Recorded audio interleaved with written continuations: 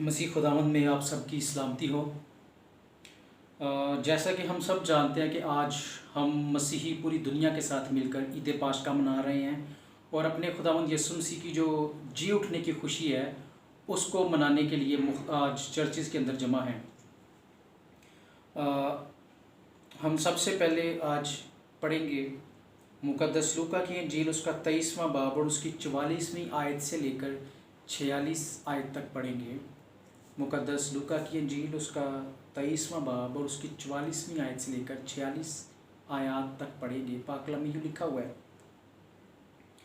फिर दोपहर के करीब से तीसरे पहर तक तमाम मुल्क में अंधेरा छाया रहा और सूरज की रोशनी जाती रही और मकदस का पर्दा बीच में से फट गया।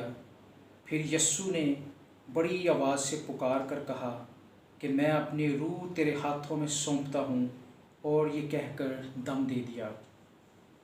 पाक कलाम का पढ़ा और सुना जाना हम सब के लिए बाइस बरकत हो।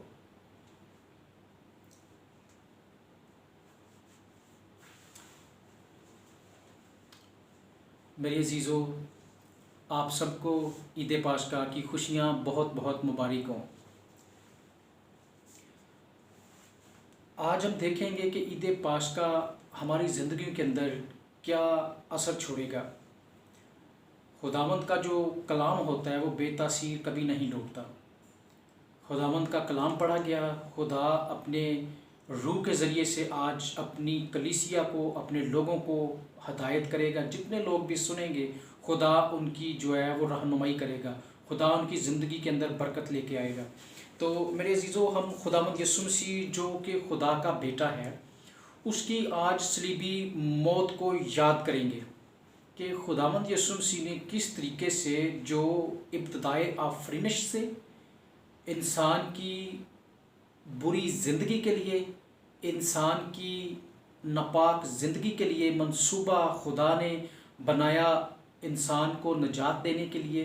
तो वो नजात जिस शख्सियत के ज़रिए से इस ज़मीन पर आई, वो शख्सियत खुदा का बेटा खुदावंद यीशु मसीह है कि उसने किस तरीके से इस नजात के भेद को, नजात के काम को इंसानियत के लिए पूरा किया है। आज हम देखते हैं, मुख्तलिफ़ मज़ाहब के अंदर भी देखते हैं कि जो खुदावंद यीशु मसीह का मर्तबा है, जो खुदावंद यीशु मसीह की इज़्ज़त है, वो किसी भी नबी को वो मर्तबा, वो इज़्ज़त हासिल नहीं हुई। खुदावंद यीशु मसीह खुदा का बेटा है और वो एक इलाही शख्सियत है। हम देखते हैं यहाँ पर मुकद्दस लूका की इंजील के अंदर कि खुदावंद खुदा हमें क्या तलकीन करता है। फिर हमें पता चलता है कि दोपहर के करीब से तीसरे पहर तक मुल्क में अंधेरा छाया रहा। ये बात खुदावंद यीशु मसीह की सलीबी ज़िंदगी के हवाले से हो रही है। जब खुदावंद यीशु मसीह को सलीब पर लटका दिया जाता है, जब खुदावंद यीशु मसीह मरने के बिल्कुल करीब होता है, बिल्कुल करीब होता है, तो क्या होता है कि पूरी दुनिया के अंदर, पूरी कायनात के अंदर जो है वो अंधेरा छा जाता है। सूरज अपनी रोशनी देना बंद कर देता है, दीवारें फट जाती हैं, मुर्दे कब्रों में से ज़िंदा हो जाते हैं।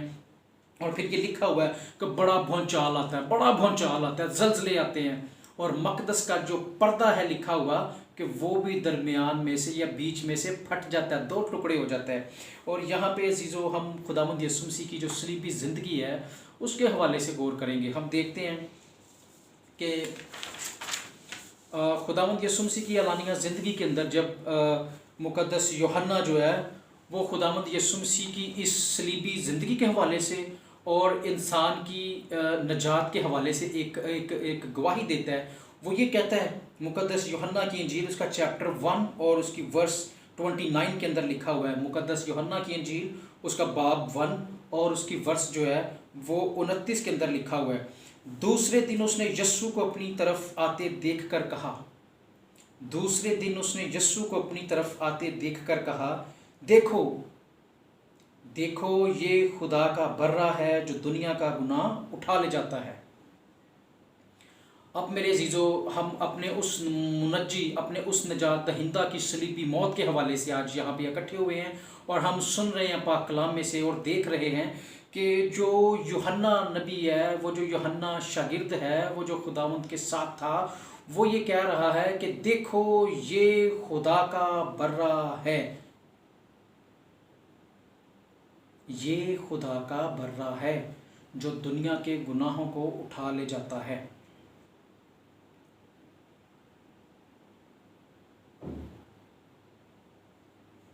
फिर हम आगे चल के क्या देखते हैं, उसने यस्सु पर जो जा रहा था निगाह करके कहा देखो ये खुदा का बर्रा है।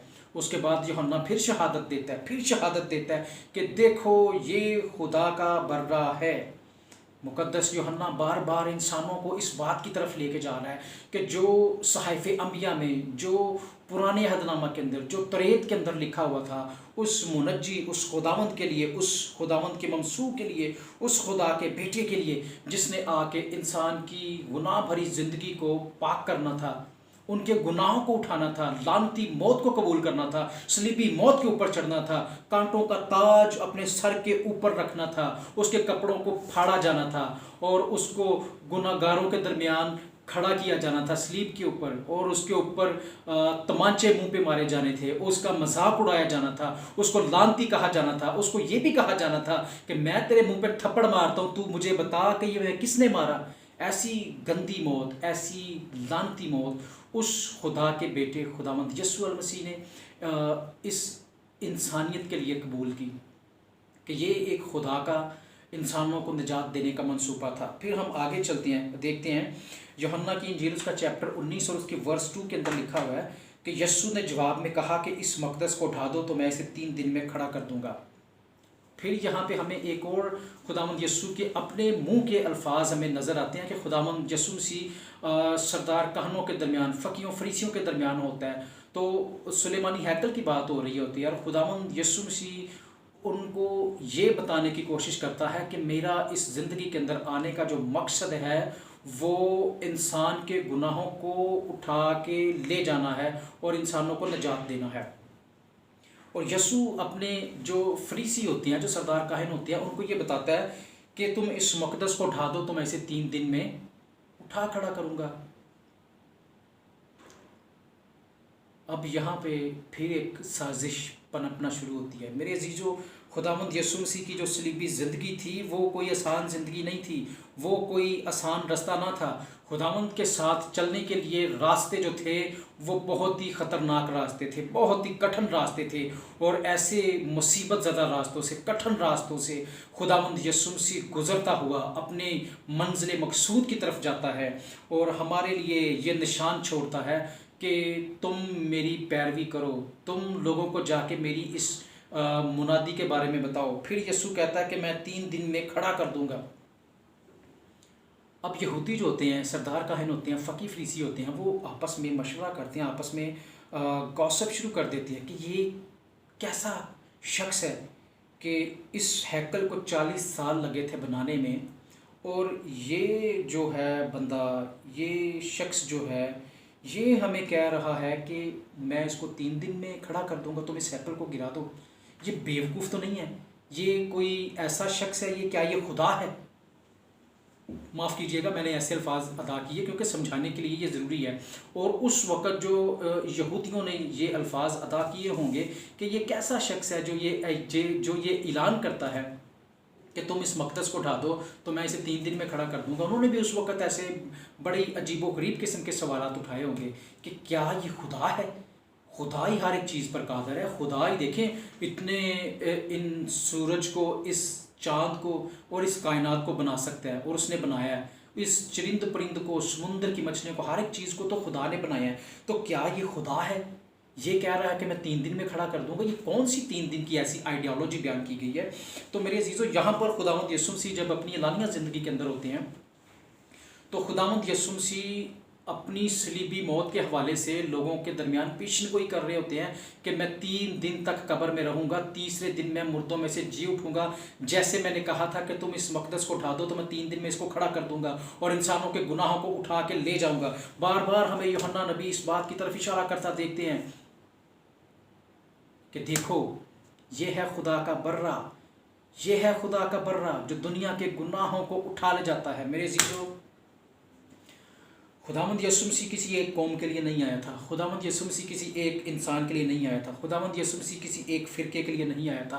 खुदावंद यीशु मसीह इस कायनात में पैदा होने वाले हर एक शख्स के लिए आया था। खुदावंद यीशु मसीह इस कायनात के अंदर बसने वाले हर एक कौम, हर एक कबीले की निजात के लिए आया था और उसने इंसानों की निजात के लिए अपना काम सरअंजाम दिया था और बाप के दाहिने हाथ जाकर बैठ गया। हमारा खुदावंद यीशु मसीह इंसानों के गुनाहों को उठा ले जाता है। हमें यूहन्ना की अंजील जो है वो बार बार इस बात की तरफ मजबूत होने की दलील दे रही है कि वो खुदा का बेटा है और वो दुनिया के गुनाहों को उठा ले जाता है। हमें ज़रूरत इस बात की है कि हम खुदावंद यीशु मसीह को कबूल करें।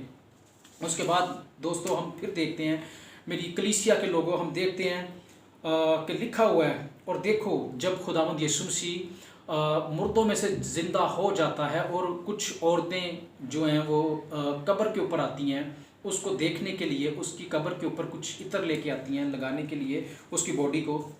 और लिखा हुआ है मत्ती की अंजील उसका चैप्टर 28 और उसकी वर्ष 2 के अंदर लिखा हुआ है, देखो एक बड़ा भूचाल आया, देखो एक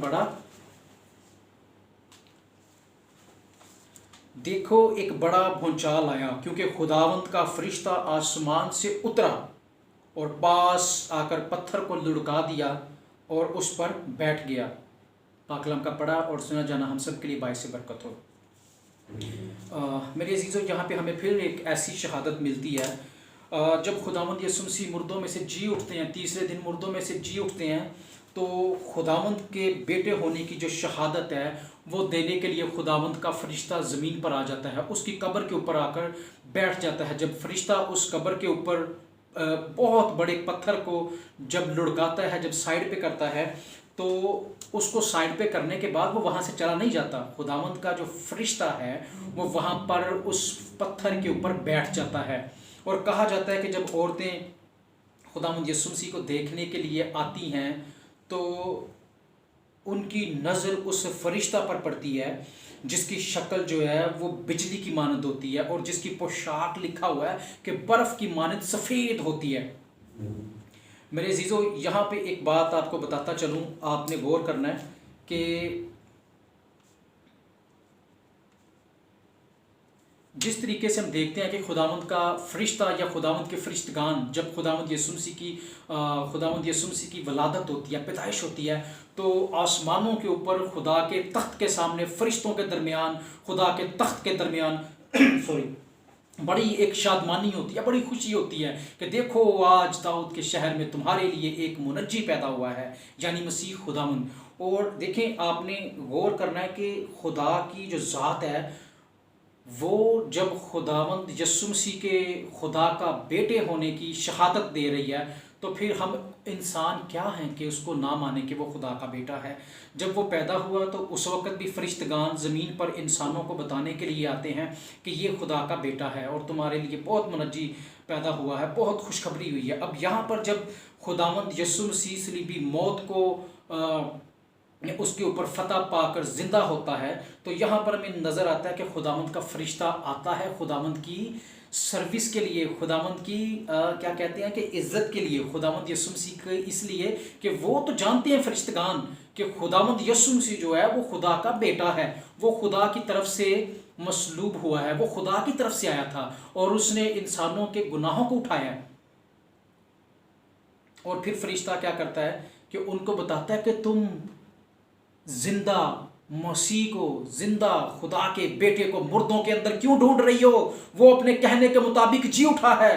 तुम जाओ और सारी दुनिया के अंदर जाके अपने भाइयों बहनों सबको बताओ कि वो जिस तरह उसने अपने कहने के मुताबिक कहा था कि तुम इस मकदस को ढा दो तो मैं 3 दिन में खड़ा कर दूंगा, इसी तरीके से वो खुदावंद यीशु मसीह नासरी 3 दिन के बाद मुर्दों में से जी उठा है। और मैं ये खुशखबरी तुम्हें सुनाता हूँ कि वो अपने कहने के मुताबिक जी उठा है। आज मेरे अजीज़ों, ईद पाशका की खुशियाँ हमारे इंसानों के लिए यही हमें सबक देती हैं, ये बताती हैं कि हमें भी अपने गुनाहों को दफन करने की ज़रूरत है। जिस तरीके से खुदावंद यीशु मसीह गुनाहों को दफन करता है और सलीबी मौत के ज़रिए से अपने ऊपर उठा के ले जाता है, आज ज़रूरत इस बात की है कि हमें भी अपने अपने गुनाहों के ऊपर सोचना है, हमें भी बुरी रवशों से बाज आना है, हमें भी अपनी बुरी राहों को छोड़ना है, हमें भी खुदा के साथ अपने गुनाहों को दफन करना है और खुदावंद यीशु मसीह नासरी की सलीबी मौत की ताकत की वजह से गुनाहों के ऊपर गालिब आना है। मेरे अजीज़ों, आप सबको ईद पाशका की खुशियाँ बहुत बहुत मुबारक हों और आपको खुदावंद यीशु मसीह की सलीबी मौत की खुशी मुबारक हो। आपको मैसेज पसंद आए तो इसको शेयर करें, कमेंट्स करें, ताकि मुझे ज़्यादा तक़वियत मिले, ताकि मैं आपके लिए और ज़्यादा अच्छी अच्छी मुनादी लेके आऊँ, अच्छे टॉपिक्स लेके आऊँ, ताकि कलीसिया की जो है वो बढ़ोतरी होती रहे। मेरे लिए भी दुआ करें कि खुदावंद मुझे अपने फ़ज़ल से मामूर करे, ताकि मैं अपनी कलीसिया के लिए, अपने लोगों के लिए खुदा का काम कर सकूं। आमीन। थैंक यू वेरी मच आप सबका देखने के लिए। खुदा बाप और बेटे और रूह कुद्स के नाम में आमीन।